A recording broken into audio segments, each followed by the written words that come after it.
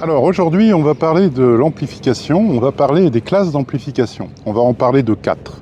On va parler de la classe A, on va parler de la classe B, on va parler de la classe AB et on va parler un petit peu de la classe D. Alors, les classes d'amplification se rapportent souvent au schéma qui est utilisé plus qu'à la qualité. La classe A, en l'occurrence, je suis désolé, mais c'est vrai que c'est un contre-exemple, est la meilleure au niveau écoute. C'est ce qui rend les gens heureux, je dirais, la classe A. Voilà. Vous avez ensuite la classe B. On va voir aussi que c'est pas franchement le panard. On a la classe AB qui est un intermédiaire entre la classe A et la classe B et qui prend un petit peu des qualités de chacun des deux. Et on a la classe D. Voilà, la classe D qui est assez nouvelle finalement et qui est un héritage des commandes de moteurs électriques. Et quelqu'un s'est dit, mais plutôt que d'envoyer un tout petit signal et avoir un très gros signal en sortie, on pourrait aussi y faire passer du son. Et cette personne avait raison, puisque ça a très bien marché. Alors, déjà la classe A. Alors la classe A, c'est lié à un schéma qui est assez ancien. On peut faire de la classe A avec à peu près toutes les technologies, aussi bien du tube, des transistors MOSFET, des transistors, bipolaires. Ce qui nous donne, de par son schéma également, une très très faible distorsion. C'est à ça qu'on reconnaît un petit peu cette classe A, c'est qu'il n'y a quasiment aucune distorsion. Alors c'est ce qu'on va appeler la distorsion de croisement et la distorsion de commutation. Voilà. Il n'y en a pas sur la classe A. La classe A est exempte de ces deux défauts, et ce qui lui permet d'être, très mélodieuse. Voilà.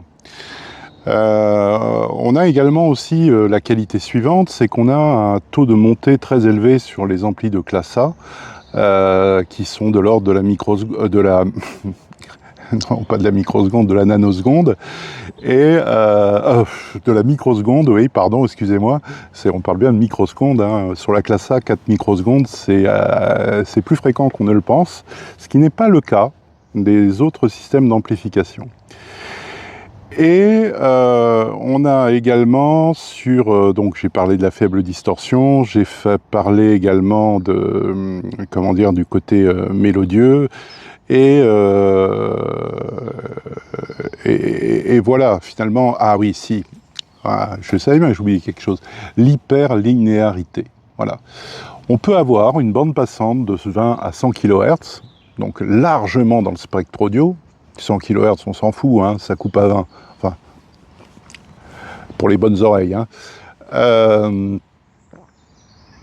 Et on a entre 20 et 100 kHz, plus ou moins 2 dB par rapport à 20 Hz. Ce qui vous donne déjà un petit peu la dimension de cette amplification, c'est que ça vous fait des lignes droites sur toutes les fréquences. La richesse est là, ce sont des sons riches qui sont peu modifiés par l'électronique et qui sont donc très mélodieuses, parce que vous allez écouter non pas l'électronique, mais vous allez écouter ce que l'artiste a restitué sur le support que vous écoutez. Voilà. Et en général, c'est bien fait. Les masterings sont très bien faits. Alors la classe A, elle a aussi un inconvénient, c'est qu'elle coûte très cher. Elle coûte très cher parce que c'est pas pour le nombre de composants, mais c'est parce que ce sont des amplis qui chauffent beaucoup, du fait de leur courant de repos au niveau des transistors de puissance qui est très élevé. C'est un ampli qui est toujours à fond. Voilà. Donc, quand il dissipe pas sa puissance vers les enceintes, il le dissipe sur un généralement très volumineux radiateur. Et il n'est pas rare de trouver des radiateurs qui ont qui ont à peu près le format d'une feuille A4 avec une épaisseur de 6 à 8 cm, pour vous donner un exemple. C'est ce qu'il faut, par voie, évidemment. Alors évidemment, ça fait beaucoup, mais d'un autre côté, c'est un peu le prix à payer pour avoir de la classe A. La classe A est également très énergivore. On s'en doute, avec des courants de repos des fois qui dépassent les 2, voire même 3 ampères, et bien forcément, on va avoir un rendement qui ne va pas être bon. Et le rendement d'un ampli de classe A est de l'ordre de 25%. On est presque au tube. Le tube, c'est encore un petit peu moins. Comme je vous le disais, on peut faire aussi très bien un ampli de classe A avec un tube, avec un transistor ou avec deux. Ça dépend la manière dont on va les coupler. Un transistor va s'occuper de l'alternance du haut et un transistor va s'occuper de l'alternance du bas. Voilà, c'est un petit peu ça la classe A. Il faut très peu de composants. Par contre, la qualité doit être exemplaire.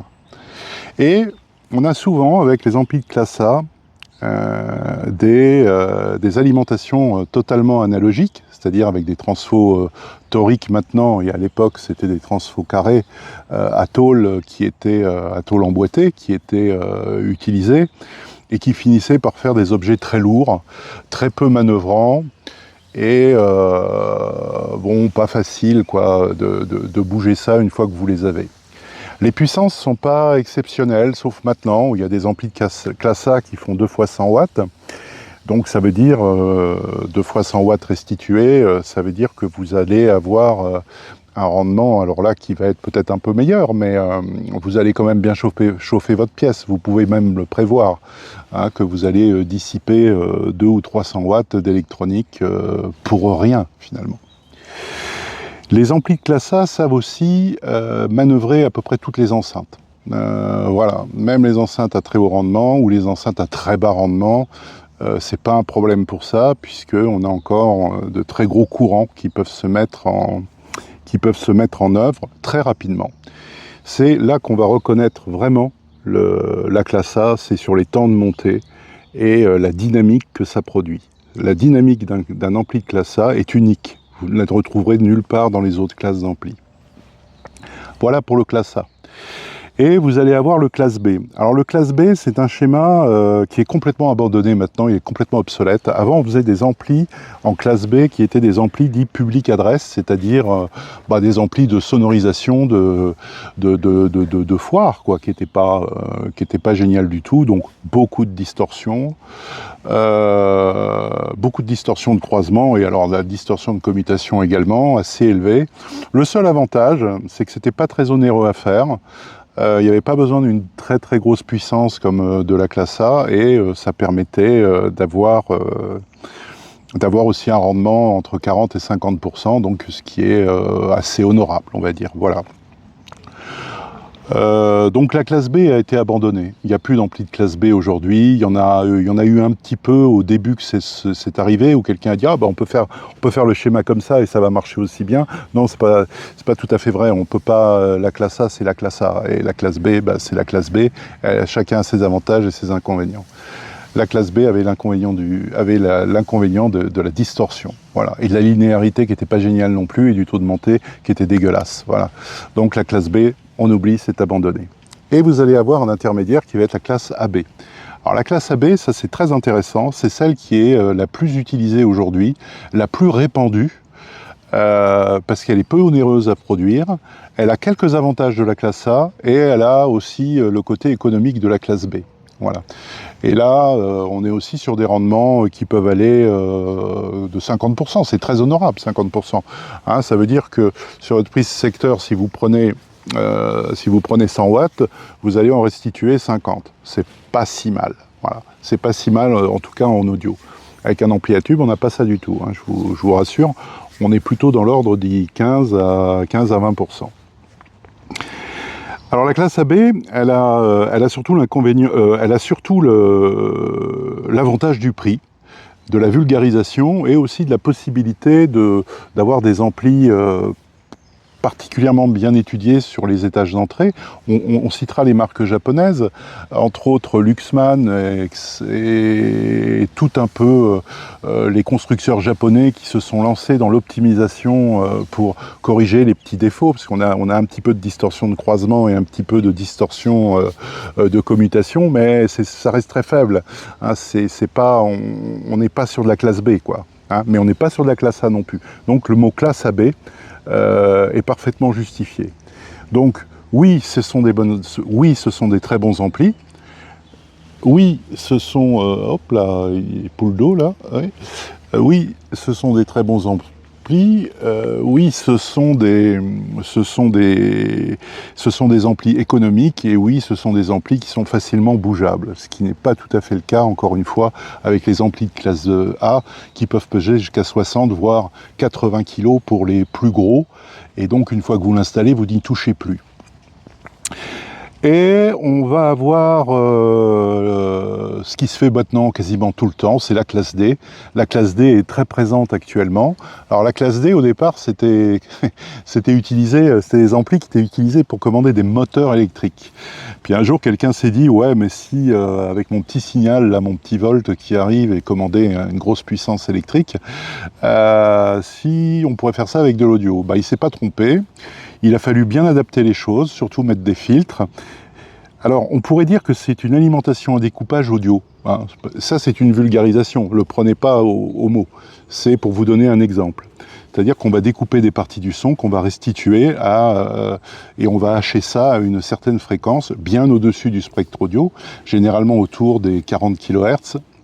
Et dans la sortie, on va mettre des filtres qui vont dégager toutes ces fréquences de commutation, pas de commutation, ces fréquences de hachage, de façon à avoir un son beaucoup plus linéaire. Alors la classe D, elle n'a pas mauvaise réputation. Techniquement, elle est impeccable, hein, on peut rien dire. Le rendement d'un ampli de classe D, pour faire analogie à la classe A qui était à 20-25%, c'est 90%. Donc ça veut dire que vous pouvez avoir des amplis très puissants, très petits. Voilà. Et ça a intéressé beaucoup de monde dans les appartements. Et les amplis de classe D drive à peu près n'importe quoi aussi, mais attention quand même avec les charges fortement capacitives, avec les enceintes très réactives, réactives au sens électrique du terme, donc selfiques, vous pourriez avoir peut-être des désenchantements. Alors la classe D, elle a surtout l'avantage du prix également, c'est assez facile à faire, il y a beaucoup de circuits prêts à l'emploi, où vous avez très peu de choses à faire, vous avez juste à mettre le filtre de sortie, l'alimentation, et puis voilà, ça roule, vous pouvez avoir 2 fois 100 watts, 2 fois 1000 watts, sans aucun souci. Il y a assez de chips qui sont faits là-dessus, et qui permettent d'avoir des puissances très élevées. Alors à l'écoute,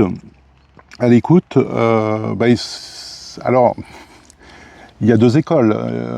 Il y a ceux qui entendent le bruit de commutation et ceux qui ne l'entendent pas. Moi, je ne l'entends pas. Voilà, donc je fais partie des gens qui n'ont peut-être plus l'oreille aussi affinée que ça.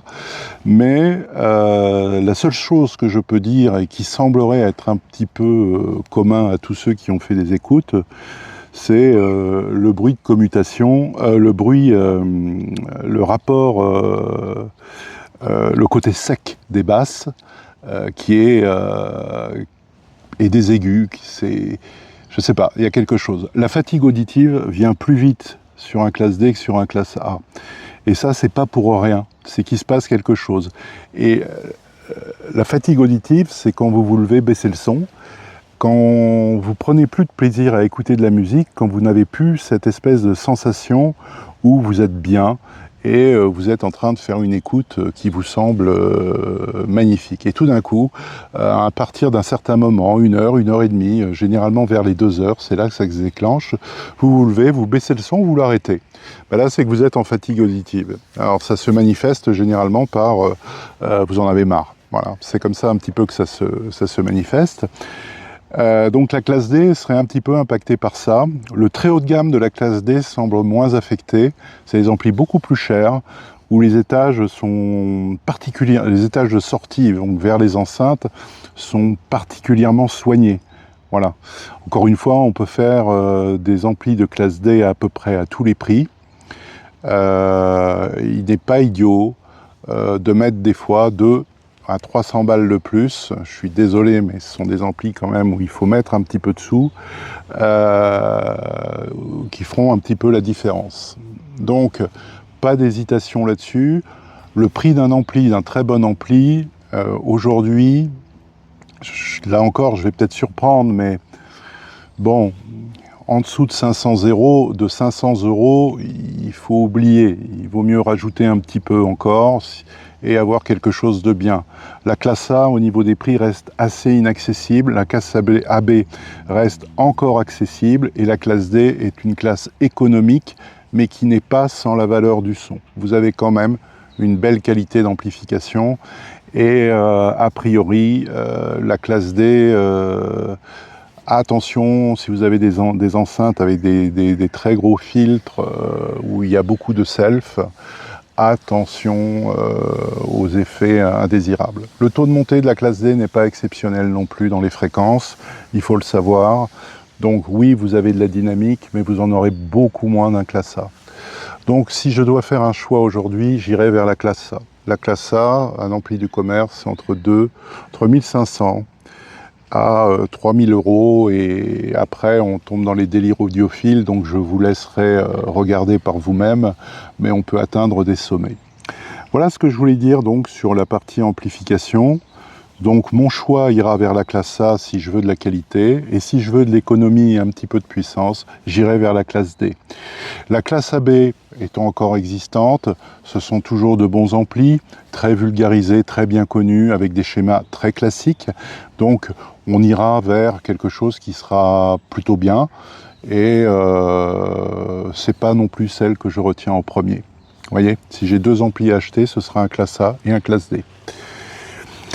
Voilà, donc cette vidéo se termine, c'est la vidéo numéro 6. Et ben écoutez, je vous souhaite une bonne journée et je vous dis à bientôt pour de prochaines vidéos. Ciao, ciao.